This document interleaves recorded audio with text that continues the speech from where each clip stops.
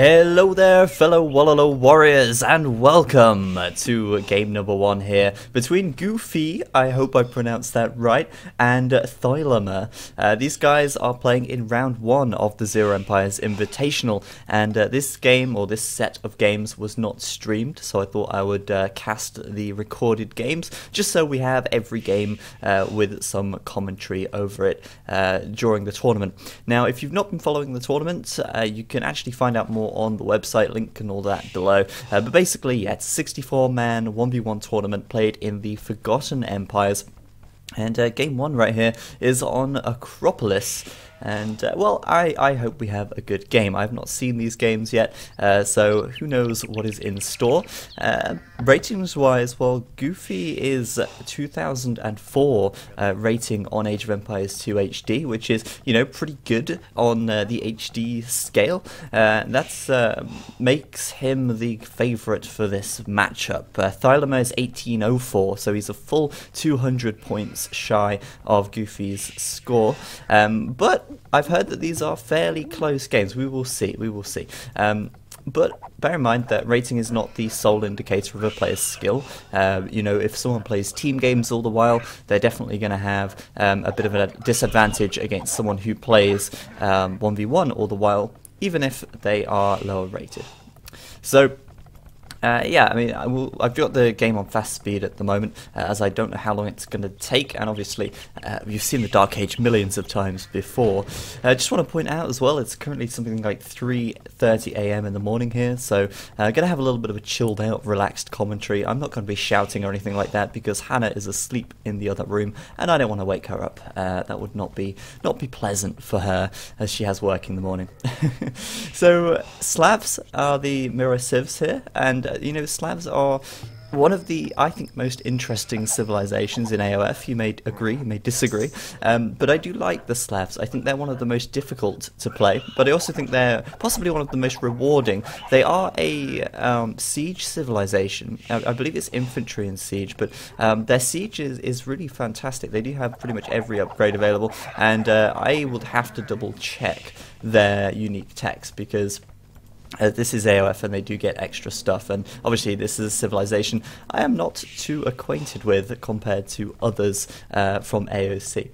But the Slavs definitely an interesting one, because there's no real clear path for which they should take. Now, in the Feudal Age, I would argue that even in the Dark Age, doing a drush would certainly be worthwhile as the Slavs, and a drush into a fast castle if it's viable, because they do have decent knights. But this is Acropolis, and drush fast castle is pretty much impossible unless you spend half of your Feudal Age or Dark Age walling up. But feudal pressure definitely likely in this matchup, and I would expect that we will see either scouts into archers or pure archers.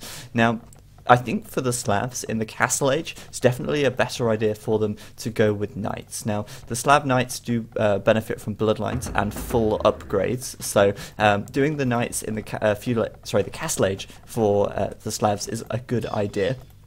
But at the same time, they don't have Paladin available, but they can fully upgrade all defensive and attack upgrades, and with having bloodlines as well, it does mean that their Cavalier are pretty strong, regardless. So I think going into Knights would be a great idea, and for that reason, going Scouts first would work. And in fact, this map lends itself very well to Scouts as well, because those of you who are familiar with Acropolis will know that the wood, or the main wood piles, are very exposed, very open at the bottom of these kind of plateaus. So scout rushing is definitely a very common strategy to see on this map, and for that reason the Magyars are fantastic, but I've yet to see a Magyar war on Acropolis in this tournament, though there may have been one. I have to say I've been quite busy recently and haven't been following the tournament as well as I perhaps should.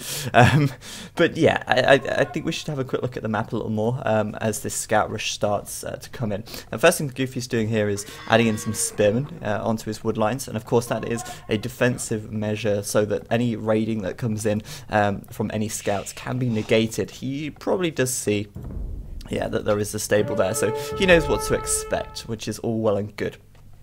So, defensive spearmen well placed to protect the villagers, but Goofy's gold is in a decent position. It's quite close to the TC, fairly close to a wood line, so any quick walling necessary can be done. Also, the stone here not so good. You can put a mining camp here. Bear in mind you cannot build on the grey bits. You can put a mining camp here, I believe. If you can't, then at the back. But it's quite open. It's very far at the front. So any towering, defensive towering, would probably want to go around here if he needs to do it. That's so he can protect his stone miners. That's if a tower even comes up. Obviously, that may not be the case at all. So both of them at the moment with 3 scouts on the field, 4 for thylomeR, and it looks like Goofy's trying to be the aggressor here, which does mean he will have a slight advantage. Now, the disadvantage, the defender does usually get the advantage in this matchup, and that is because they have the attack advantage going down the hill in front of their base, or wherever they are. As long as they're on top of this plateau, they will get the advantage there. Worth noting as well that thylomeR also has back gold, so they both have pretty back gold there, and if the Feudal Age doesn't see too many casualties, then Castle Age warfare could lead us into a pretty long game actually, though saying that with Acropolis being so open and forcing people down into the open, it does mean that map control is incredibly important. So Goofy's gone right back. thylomeR's chased him down. He's got a spearman mixed in there, which with 3 scouts should be enough to take the victory if they fight one-on-one. Goofy, though, adding in more and more scouts, which kind of says to me that he will be going for knights in the Castle Age. Now, he may do a switch into archers here. It is a possibility to see that, but he will most likely be going to knights. I mean, there's the archery range going down, but if you do this many scouts in the Feudal Age, the reason it lends nicely to going into knights is because you've put up a lot more farms. But this is nice. thylomeR on the left-hand side may get a villager kill. There's one down, and Goofy will take the first villager casualty of the game. Of course, I'm sure there's many more to follow. thylomeR there with his spearmen getting involved as well, and his scouts running out at just the right time. This is really good play from him, actually. He's keeping Goofy on his toes, and yeah, I mean, that was a pretty nice engagement. He sniped a villager. He didn't lose any military, and well, obviously Goofy does have the military advantage though. So that feudal pressure from Goofy really going to start ramping up now as well. The second range coming down on the front. thylomeR, will he be prepared for this? Well, he's continuing to add in those scouts, but there's no archery range up from him just yet. Now, he really wants to be careful here. He doesn't want to kind of fall into the trap of making too many defensive spearmen. Obviously, Goofy here with 6 scouts on the left-hand side. And they're going to be coming in also. Really, this is a big thing I didn't notice before. thylomeR actually did bloodlines. Now, obviously now if he goes into knights in the Castle Age, that's a perfect situation. Bloodlines is already done. But also, that says to me he's going to keep making scout cavalry. And there's only so far you can go with Scout Cavalry in the Feudal Age. It will slow down your Castle Age quite significantly, and I kind of get the feeling that Goofy may get the faster castle time here. Also, he's out for revenge, and thylomeR coming after these scouts now at the back, but it looks like Goofy will get a villager kill for sure. That's going to be 1 down, and that makes it completely even in terms of villagers lost. Goofy going to be running away there, and you know, if these guys have a 1v1 fight at the moment, I would think thylomeR would win with just these 4 scouts. Some of these scouts from Goofy are very low, and they don't have bloodlines either, which means that these guys at the back are a little bit more formidable. Having a look at Goofy's base, those archers now out on the front, and he may keep them fairly defensive. We will see, but obviously now with that switch into archers, he should, in theory, be able to go to the Castle Age a little bit sooner. We will have to wait and see and find out. Now, thylomeR, I don't know what he's doing here, but he's sending a villager right out to the front of his base. I don't know if he was planning to build something out there, or if he was trying to sneak a villager to the back of Goofy's base, but Goofy's scouts find them, and that gives him a nice advantage with 2 villager kills to thylomeR's 1. So thylomeR now actually going to click up to the Castle Age first, it seems. He's got a good 7 villagers now on the gold, which is actually the right amount to do 2 ranges, but he's got a ton of farms. In fact, he's got more farms than Goofy, I think, and interestingly enough, he will go up to the Castle Age first, and I think you know, Goofy has to be a little bit careful here, actually, because I honestly thought he would be a little bit closer to the Castle Age. He will, however, have a much larger army, and that is indeed the case. He's got these archers here. He's just built a blacksmith, so we will see fletching, which is obviously going to slow his castle time down slightly more. But with that military advantage, he should, in theory, be able to do decent eco damage to thylomeR. And this is the risk that you take going up to the Castle Age quite quickly. Oh no!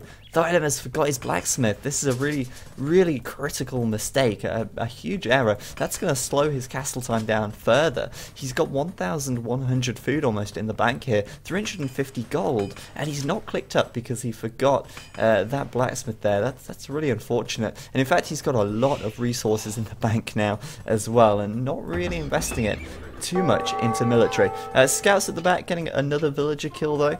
Goofy then pulling ahead at the moment, and thylomeR running these villagers away. Also, not gonna get away with that one, unfortunately. Goofy will chase him down, and with those fletchinged archers, if that is the correct term, fletchinged, they will do significantly more damage to these villagers who don't have loom. You're shitting me. Oh my god, thylomeR, he doesn't have loom. What is he doing? No wonder his villagers were going down so quickly. He's got balls of steel, and I don't have my hotkey assigned to play that little clip. I'll try and impersonate Duke Nukem. I've got balls of steel. Yeah. That was probably terrible. But thylomeR, seriously, no loom, and he's going up to the Castle Age now with very little military in comparison. I don't want to be a doomsayer or anything, but come on. This is not looking so good for him. He may have bloodlines on these scouts, but he is massively outnumbered, and he's getting cut down. He's getting decimated, desiccated, whatever you want to call it, by these archers here. Pretty risky stuff, and the only redeeming factor is that he will be up to the Castle Age first. Goofy just about to click up now, any second now. thylomeR is on 75%. Now, he has got a ton of resource. Look at that.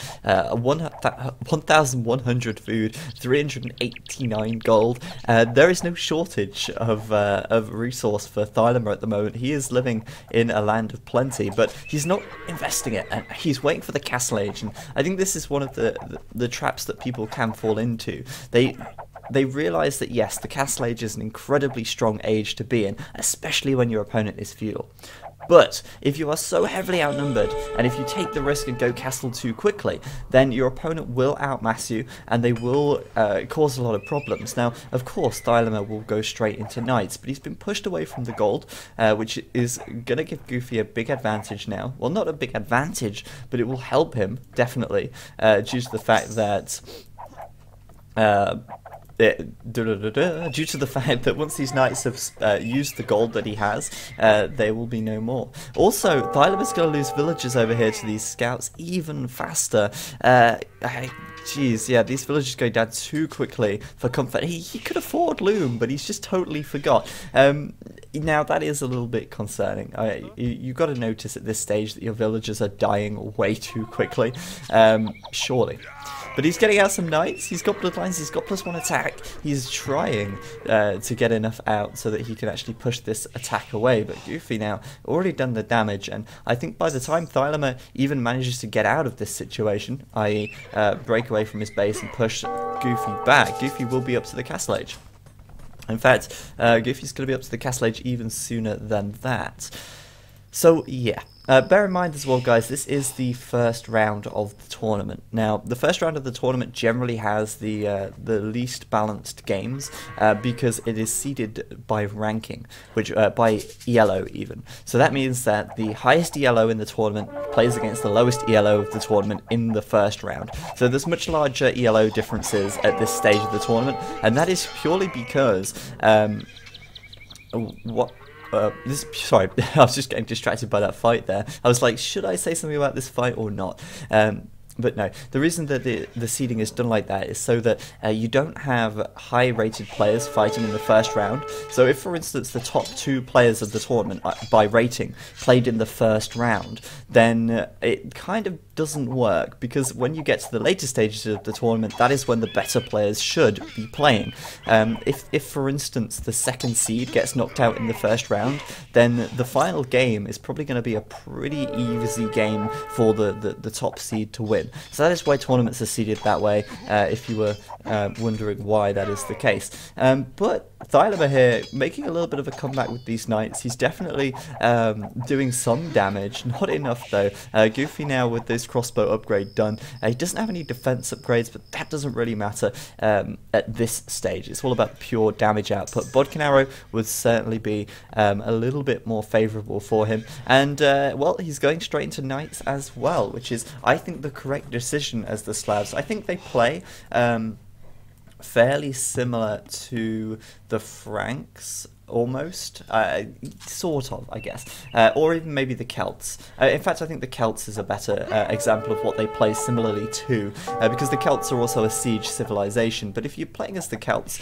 the chances are you will go archers to crossbow, and then once you get to the Castle Age, you will make knights, but then you will transition away from knights, which is something that the Slavs will also do, probably transitioning into bowyer, as the Celts would transition into woad raiders, backed up by siege. So I actually think the Slavs play very similarly to the Celts when you look at it like that. But yeah, thylomeR still doesn't have bloom. His villagers are dying very, very quickly to these knights, and quite frankly, it is pretty bad from thylomeR at this stage. He's 600 points behind even.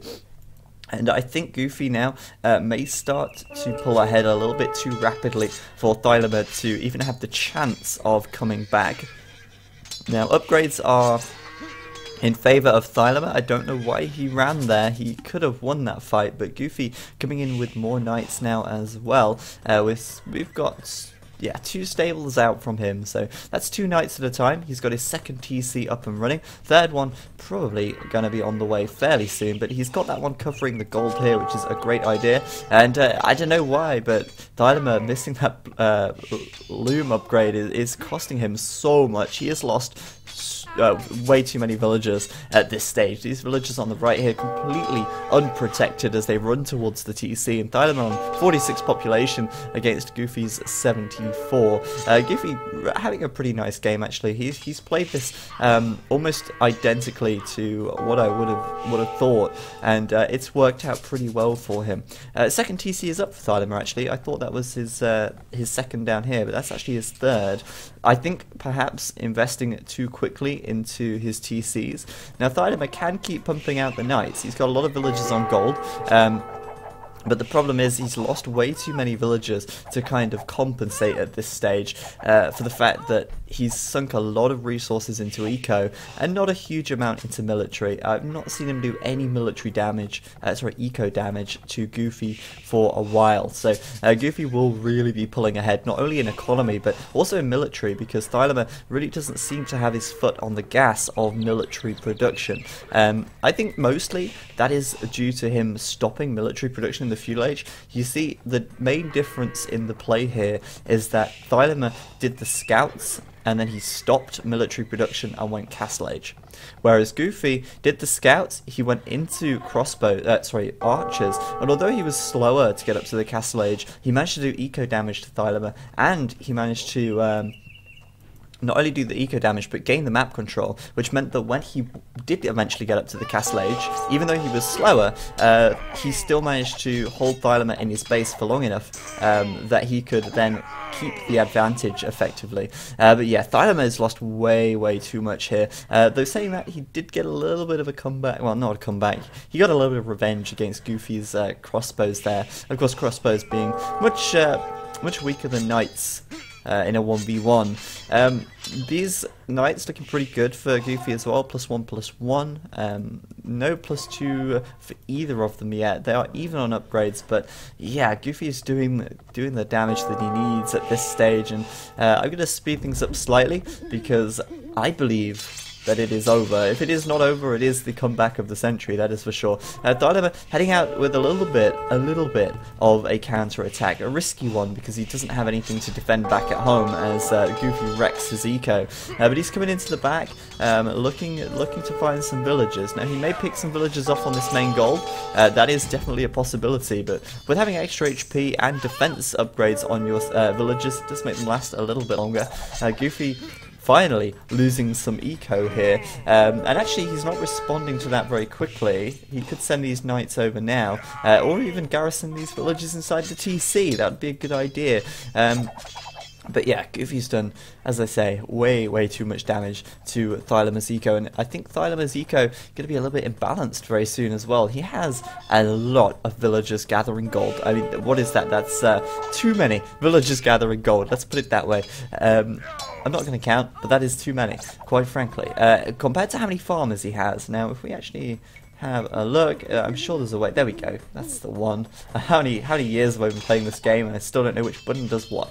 Yeah, he's got 21 gold miners versus 13 farmers. That is a really bad number because in the Castle Age, if you've got 3 TCs, you're gonna need a lot of food income to keep villager production going, and thylomeR now gonna run out of food.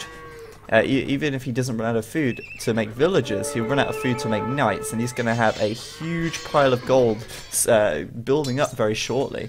Very shortly. It's not going to take long before his gold count probably gets to around 1,000 if the game lasts that long. But thylomeR trying to keep the pressure on a little bit. He's kind of caused gwfe to retreat back to his base to defend. He did a lot of villager damage here.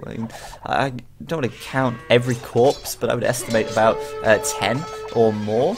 But he is still too far behind at this stage. 1,000 score. He will really have to do something drastic at this stage to bring it back. We've got a monastery here from gwfe as well, so we will probably see some monks coming out to help defend against knights. But I think thylomeR has just 3 knights at this stage. Oh no. 5 knights at this stage, which of course is way less than what gwfe has. Let's have a look at thylomeR's gold count, and he's at 670, so yeah, he is very close to that 1,000 gold mark, and he's not really able to spend it. That is a big problem.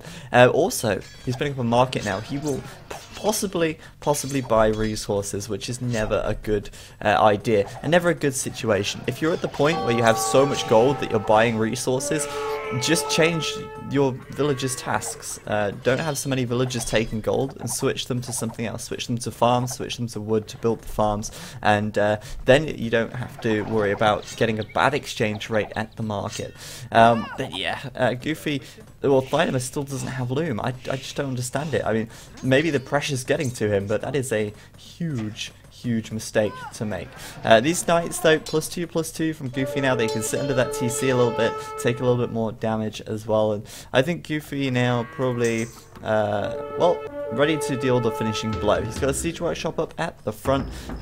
He's got a relic in as well actually, and he's doing pikemen. Not sure why. But yeah, he's doing pikemen. I think he lost quite a lot of villagers actually, quite a few too many. He's down to 77 population, thylomeR on 58. I am surprised that thylomeR has kept his population count so high. I am not sure really how, but either way, thylomeR with +2 attack, +1 defense, so gwfe still with the advantage there in upgrades. Yeah, another barracks coming down. Seems like he's switching into infantry, doing some pikes. Now, obviously pikes makes a bit of sense against knights, but his knights have the advantage anyway. He has the numbers advantage also. He definitely has more knights on the field, just needs to use them. And if he adds a little bit of siege in as well, that would be probably enough. Oh, there's a mangonel. Now, if thylomeR's clever, he will snipe that mangonel before he runs back. Yes, there we go. He's going to go for that. He should get that mangonel, maybe at the cost of a knight or 2, but if he gets that mangonel, that's the important thing. And oh man, no! The mangonel with 2 HP. He runs away at the last second. He needed 1 more shot, and he didn't get it. Like that just did not happen. Wow. gwfe's going to keep his mangonel alive, and now we'll be closing in on that town centre. There's still knights on this right hand side as well, which gwfe really needs to get into action He really does. Also, there's 1,000 gold for thylomeR. I called it. We'll see a castle from gwfe fairly soon, as well as the Imperial Age before long. He's at 900 gold, 500 food. He's got a ton of farms out, and he's going to keep farming until he gets that 1,000 food. But here's the CC pressure. The mangonel at the front, obviously coming in to well, try and take that down. May see another mangonel once he gets the wood. But yeah, gwfe's really not far from the Imperial Age at this stage, and thylomeR's still trying to do some eco damage now. With some knight raiding, which is a good idea if it wasn't for this. Obviously, these units here causing a little bit of trouble. Oh man, you're kidding me! gwfe lost his mangonel there, and for some reason his knights were attacking a farm and not the units under the TC. So this attack is not actually going to work out for him unless he tasks all of those units to attack the TC. Maybe now he will take it down, but yeah, he needs another mangonel. He can afford it. But yeah, it's very close to the Imperial Age at this stage, and he's continuing to make those pikes, which I don't know if that's such a good idea. Maybe not. And yeah, I think maybe that TC will survive for now. Now the big difference here as well, you've got to remember, actually, gwfe has +1 attack and range. He has fletching, which does mean that his TCs are going to be more effective at killing thylomeR's knights. Now, thylomeR only has +1 defense on these knights. For some reason, he did the attack rather than the defense, which does mean that his knights are actually pretty squishy against these TCs. And gwfe, who has +2 defense against thylomeR's +0 attack TCs, it means he can actually sit under the TC a lot longer than thylomeR can in comparison. So that's really worth noting, and seeing how those upgrades and the choices you make in terms of upgrades can make a very large difference. But gwfe's now up to the Imperial Age. thylomeR is, well, actually not, well, I was going to say that, not that far away, but then he spent a bunch of food. I think maybe he bought some stuff at the market, either that or he started building more units. Yes, quite a few knights queued up there. But I don't think he's going to be going Imperial anytime soon, to be honest with you. And this TC may go down as well if gwfe is allowed to keep attacking it, though he's not actually going for the TC at this time. Going for a conversion on these knights. They finally got all the upgrades there, but yeah, thylomeR lacking the food to go Imperial at this stage. He's only on 69 population as well, so he's falling way behind, and I feel like this game is well and truly over when your opponent gets a good 2,000 score lead over you. I don't know. I don't know why thylomeR is continuing to play on at this stage. I think maybe when gwfe gets to the Imperial Age, he will call the GG. But yeah, these pikes absolutely shredding these knights at this stage. +2 attack and +1 defense on them. Does mean that the pikes will be taking a lot of casualties here, doing a lot of damage. There's the GG from thylomeR. Doesn't look like we'll get to the Imperial Age at all, but he knows it's over, and gwfe played that one fairly well. I'd say that he made a few small mistakes in that game. I probably pointed them out. I think his main mistake really was with these mangonels and not putting the pressure on sooner. He had a big advantage when he got to the Castle Age, and he could have put down a siege workshop a little sooner on and did a little bit more raiding to thylomeR. I mean, thylomeR still didn't have loom at all. So these knights here on the right side that were sort of chilling for a while could have been a little bit more active. I mean, he had +2 defense, and as I said, thylomeR didn't have fletching, so these knights could last a long while under a TC. So perhaps a little bit more raiding, perhaps an earlier siege workshop on the front. But really, I think thylomeR dragged that game on a little longer than necessary. But yeah, pretty good game, and I think the Slavs are an interesting civ. Definitely very similar to the Celts. But yeah, that was game number 1. I'm going to bring you game number 2 very shortly. So thanks for watching, guys. As usual, I've been Zach, and I will see you next time.